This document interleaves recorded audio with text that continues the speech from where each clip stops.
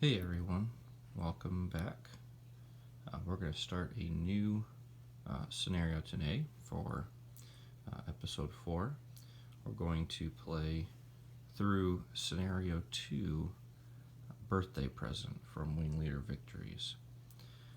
I already have most of the pieces all set up here, but we are going to walk through the setup here to start and cover some of the new rules that are introduced, or the new mission type that's introduced here in this scenario, which is the sweep. So this is another Flying Tigers versus the Japanese scenario, and we have the Chinese defending again. This time they have a full squadron, as well as 2 flights, but they have a mixture of P-40Bs and also the E model. So I've got those 2 ADCs out here side by side. We see that the E has a increase in performance at altitude, so up to altitude 11, versus this one's only up to a 9 is where it starts to go down in performance. So better performance, and also has a better firepower and protection rating. And they are facing off against more of the Ki-21 Sally bombers, which we saw in the last scenario, but they have some fighter protection in the form of these Ki-43 Oscar fighters. Now, if we just do a comparison here, we see that these Ki-43s have quite a difference in their speed and turn ratings. Their speed is not so good compared to their turn, and their turn is really good when compared with the turn ratings of the P-40s.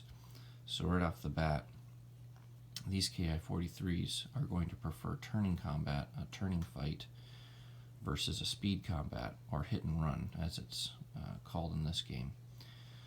So they only have a firepower of 0, so it's going to be kind of hard for them to shoot down enemy aircraft, and their performance starts to get weak after altitude 9. Let's go ahead and look at the order of battle here. We'll go ahead and start setting these pieces up. Start with the Japanese, because it says they set up first. So the 2 Ki-21s, they set up with a bombing mission, which means they're going to start with bomb loads. And they set up in R11 and S11. So here I've got them already set up with their bombing mission, their bomb loads, and we're going to go and place them in R11 and S11. There's R11 and S11. Alright, but now we have a squadron of Ki-43s. They're on a sweep mission. Just like these ones, they're on a sweep mission, but they say to set up as if the squadron were an escort. Now, what they mean by that is, if they were tasked with an escort mission, they would have to set up relative to the bombers inside this area of any of the bombers in that formation. So they're not escorts, but they're going to set up as if they were. So their placement restrictions are going to be based upon being within 3 squares of one of the bombers, only 1 altitude lower possible, but up to 3 altitude higher, but no more than 3 spaces away. So anywhere within this box. So let's go ahead and take these guys, and I'm going to set this one. We'll set him right here, and we'll set this flight. We'll stick him back, and we'll put him together with A. Now, a little bit of strategy and advice, and something to consider for defenders when they're setting up their fighters with their bombers. If I were to put these fighters, say, right here, they are now all adjacent, or make a line of adjacencies of squadrons. And they're considered to be flying in formation because they have the same facing and they are adjacent to each other. And when you have 3 squadrons that are adjacent to each other, either like that or like this or this or this, if they're adjacent to each other and they're all flying in the same direction, there is a tally modifier that comes into play. I'll show that to you right here. Right here. So if the Chinese or the Flying Tigers are trying to tally any of these units, they are going to get a +2 modifier because the target is in a formation of 3 or more squadrons, and a line of sight exists to at least 3 squadrons in the formation. And the flights are counted as a half a squadron for the purpose of calculating this. So it is a large formation because there's 3 or more squadrons, right? 3 or more squadrons adjacent to each other. So if the Flying Tigers tried to tally any of these units, they would get a +2 to their roll. So we really don't want that. So I'm going to place them just with 1 square separating them so that they don't form a line of adjacencies, and thus deny that +2 modifier to the Chinese pilots. All right, so that's just a little tip for when you're setting up your escorts. If you can avoid that large formation, do so, because it will keep your opponent from tallying you sooner. All right, so we've set up our sweeps. Let me pull this out of the way. All right. So now let's go ahead, and down here we see that the max losses are 12 for a squadron. So each of these squadrons has 12 aircraft in it. And flights are 6. So 6 aircraft here and 12 in each of these. But it says their alert status. No squadrons start alerted. So you'll see over here on the wing display, bombers, we don't track their alert state. So they just have one of these counters without an alert state on them. But A and D, my squadron and my flight, their ID marker is on their unalert side. They are unalert to enemy presence. They don't know about the Americans in the area, the Chinese. And then quality, they do get 1 veteran marker. So we get to assign that to whoever we want to. So we're going to give that to the squadron, make them veteran. Make them veteran pilots. And this is probably the strongest marker, or the strongest asset in the game, because veteran applies to so many things. It applies to tally rolls, it applies to combat calculation, it applies to cohesion rolls, it applies to trying to force a dogfight, avoid a dogfight.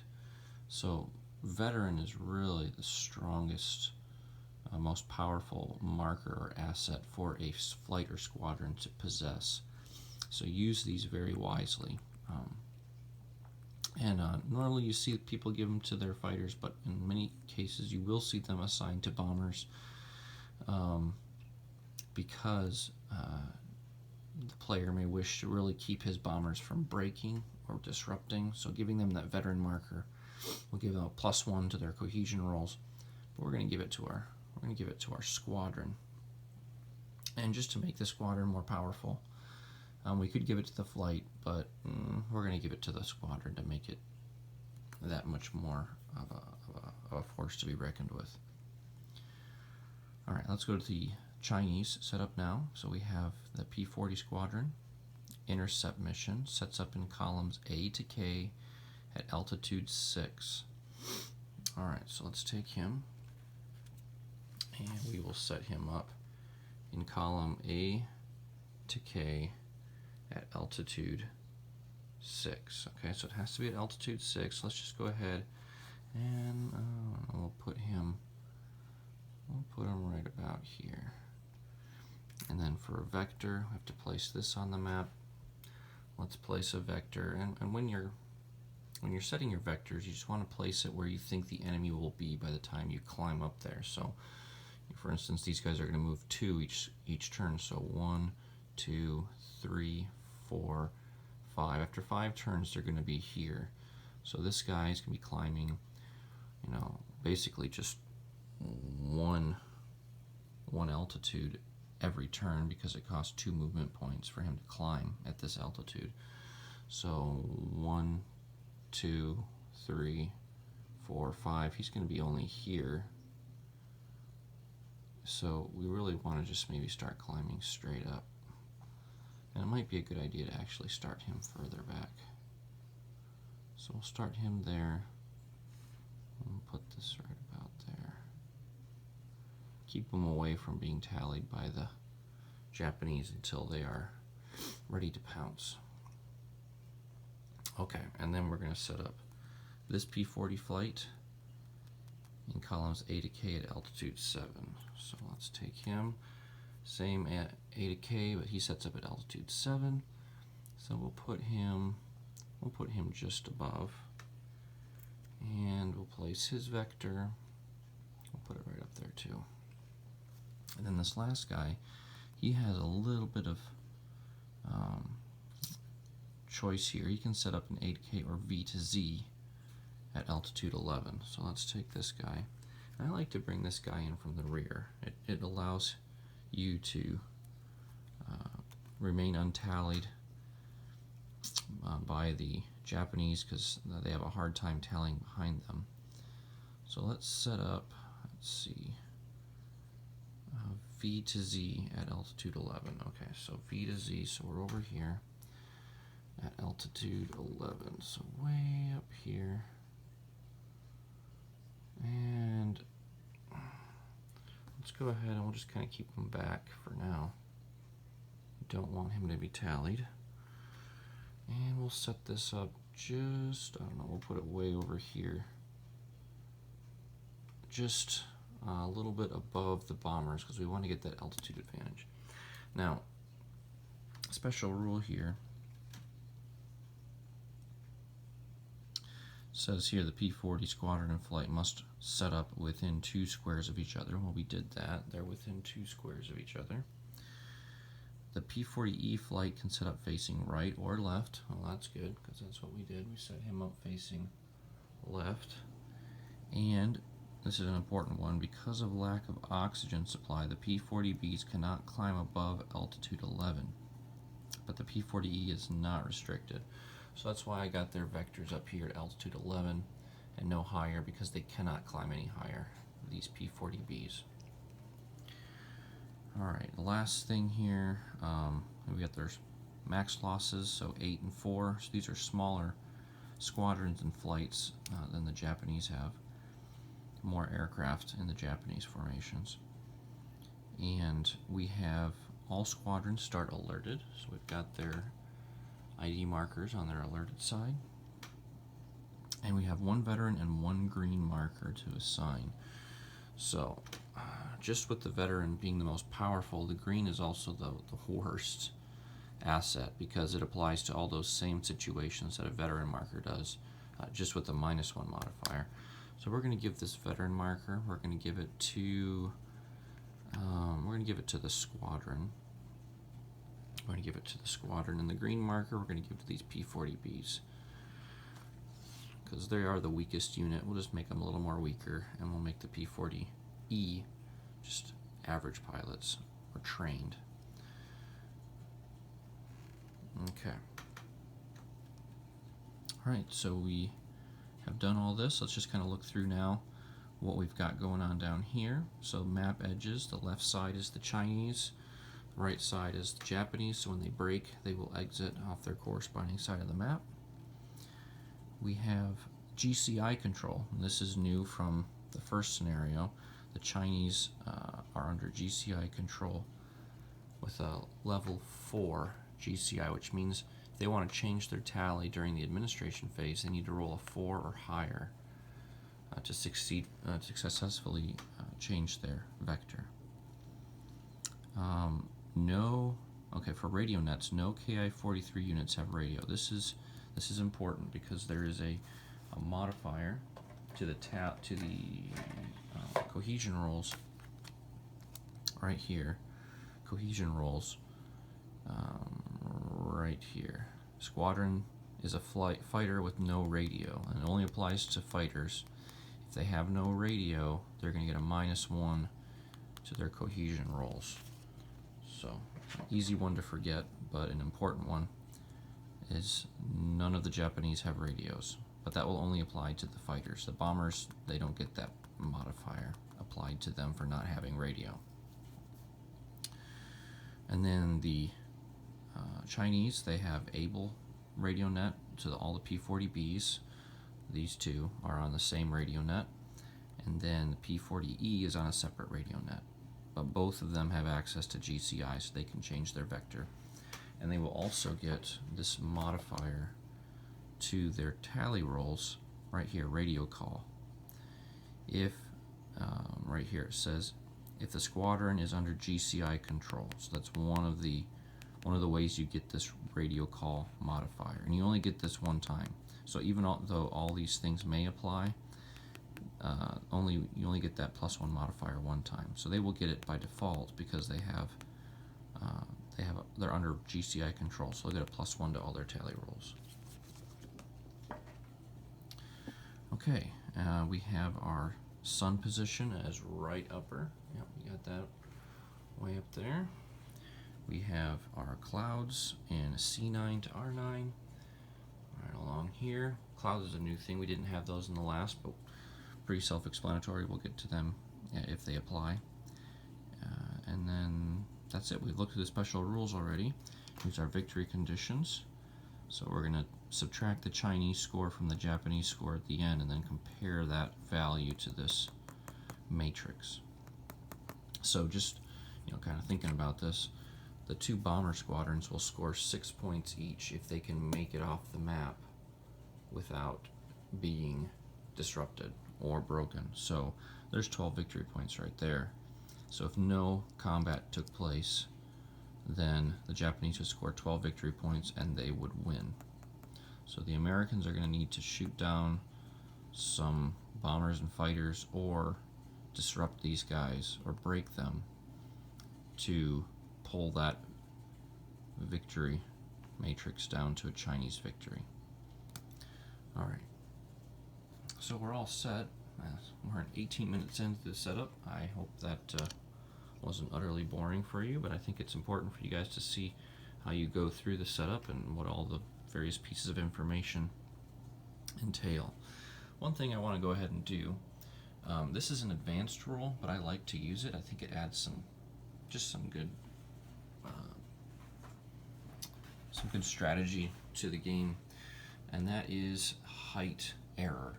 Whenever a vector is placed on the map, the opposing player can roll one 6-sided dice for each vector placed, and if it's a 6, then there's a height error with the vector placement, and the opposing player is allowed to move the vectors up to 2 squares in any direction. So it can kind of add a little bit of variety to where the vectors get placed and can kind of mess with the interceptor's plan. So let's go ahead and do that. Let's roll for them in alphabetical order. So we'll roll for A, then B, and then P. Alright, so we got a 3, so no height error there. We got a 4, no height error there.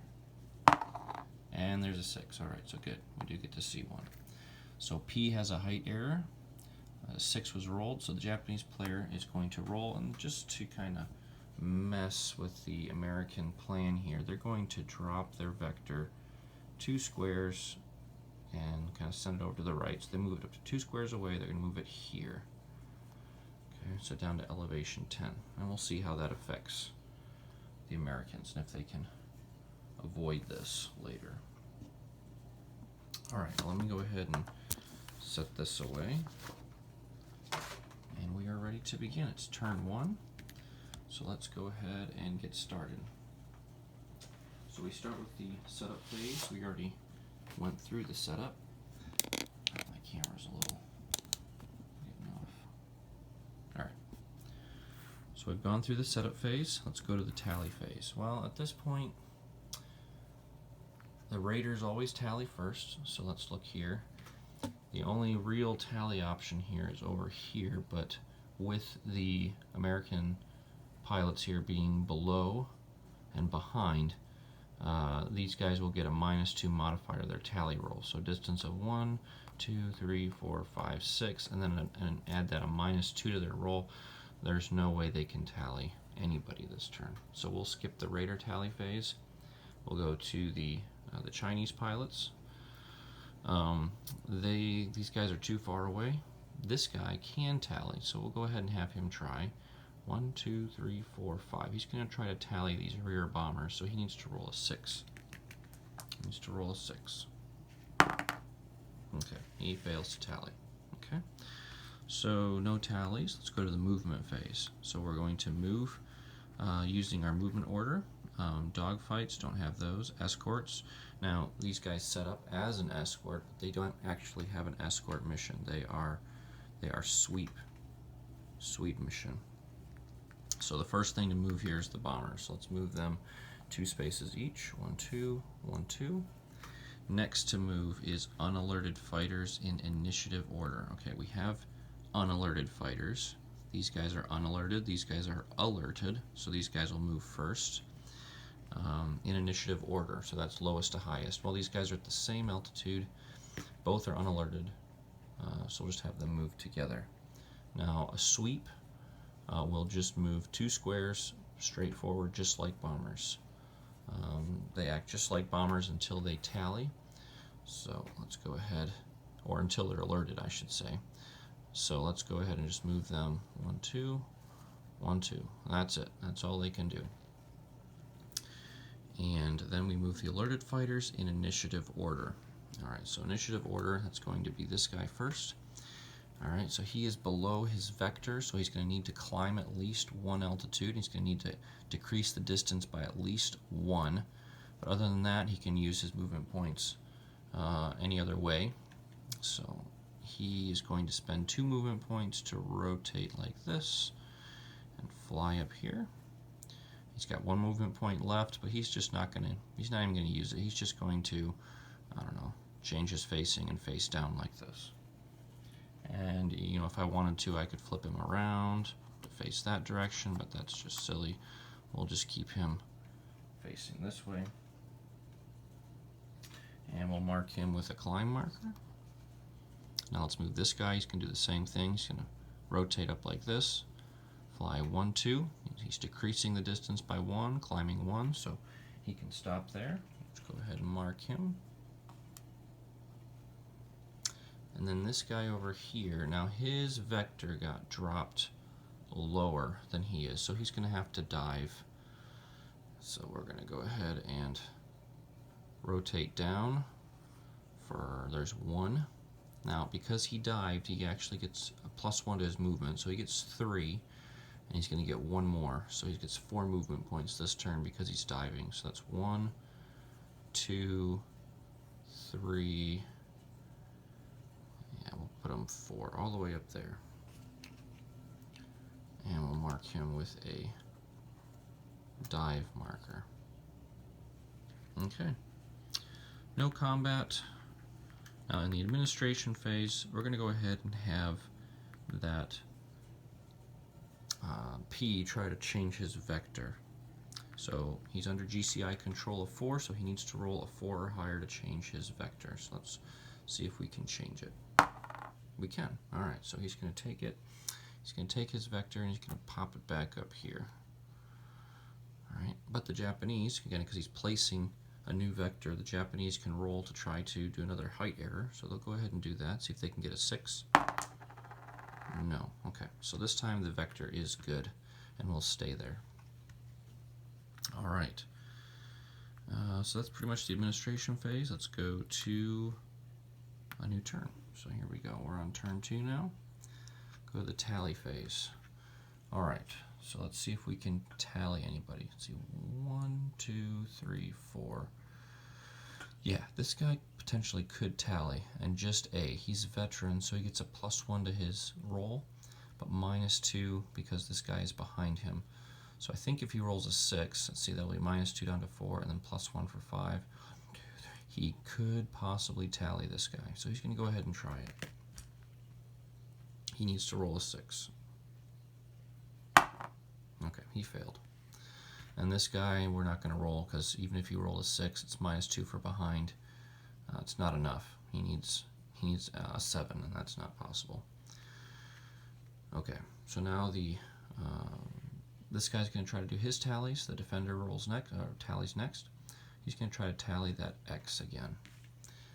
So he needs to roll higher than a 3. He gets +1 for GCI, and that's not good enough. So that's 1 + 1 for GCI controls 2, so does not tally. So let's go to the movement phase. So bombers move first. 1, 2, 1, 2. Then the unalerted units move next, so they both move forward 2. And then alerted in initiative order. So let's go ahead and have this guy rotate up again for 1, 2. I'll have him stop there, and this guy's going to fly 1, 2. And he's climbing. And this guy over here, now that he is now below his vector, he is going to climb, and he is at altitude 10, so it only costs 2 to climb. So here he goes, 1, 2, and then he's going to rotate down and spend his third movement point going here. And he is climbing. Okay, that's the end of the turn. No combat, nothing to do in the administration phase. It's now turn 3. Alright, now we come back. It's the tally phase again. Raiders tally first. Let's see if this guy can tally him. He needs a 6 again to tally. This is for A. A's doing his tally roll. Ooh, he got a 6. Okay, so +1 because he's veteran, -2 for the behind aspect. So that's a modified 5. 1, 2, 3, 4, 5. So it is greater than the distance, so he does successfully tally. So 2 things happen here. A becomes alerted because he tallied the enemy, and we're going to place his tally marker on P. Now, D, if he was on the same radio net with A, would also become alerted, but they're not. Remember, they have no radios. So he remains unalerted. He will have to do his own tally before he becomes alerted. Alright, so things are definitely getting interesting here.